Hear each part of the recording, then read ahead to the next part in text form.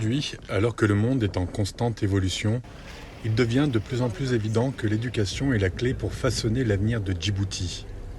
Nelson Mandela disait que l'éducation est l'arme la plus puissante qu'on puisse utiliser pour changer le monde. Une réflexion partagée par l'écrivain et poète Cheikh Wata. Oui, on va dire que c'est une arme positive, c'est un réel pouvoir, mais pour accéder à ce pouvoir, je pense qu'il y a un certain nombre de dispositions à prendre.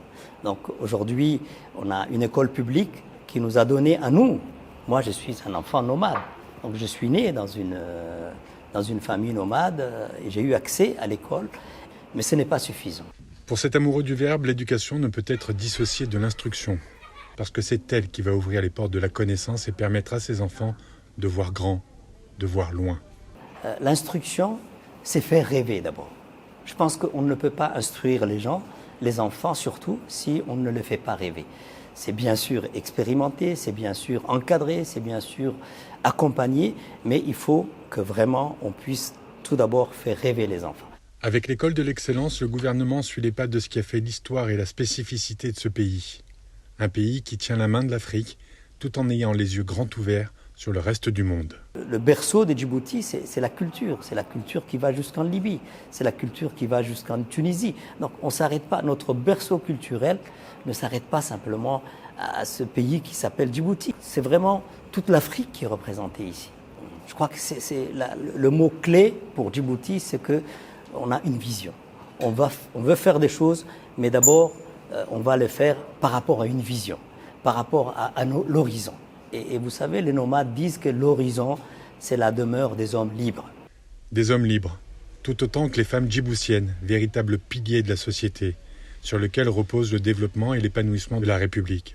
Gardiennes des traditions et des valeurs culturelles, leur capacité à transmettre les connaissances et les coutumes aux générations futures sont essentielles pour préserver l'identité et la cohésion de cette société qui fait exception dans cette région de l'Afrique. Les femmes, elles ont une place importante dans toutes les décisions.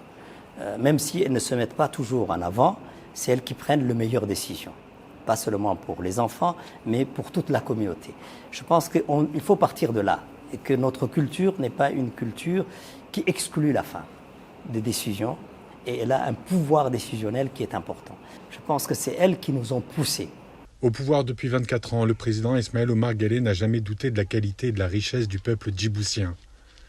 Et c'est certainement grâce à lui que ce chef d'État visionnaire a osé faire des choix audacieux et prendre des décisions courageuses.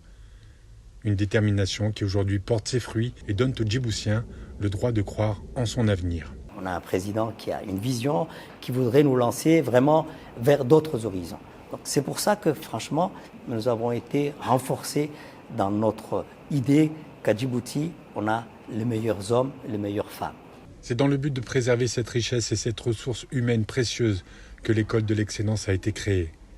En poursuivant son développement constant et en formant des générations d'apprenants compétents et motivés, l'école permet à Djibouti de prospérer dans un monde en constante évolution.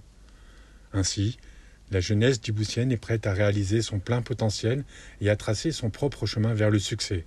L'école de l'excellence est une pierre angulaire dans la construction d'un avenir prometteur pour Djibouti, où la jeunesse éduquée et instruite sera le moteur du progrès et de la réussite.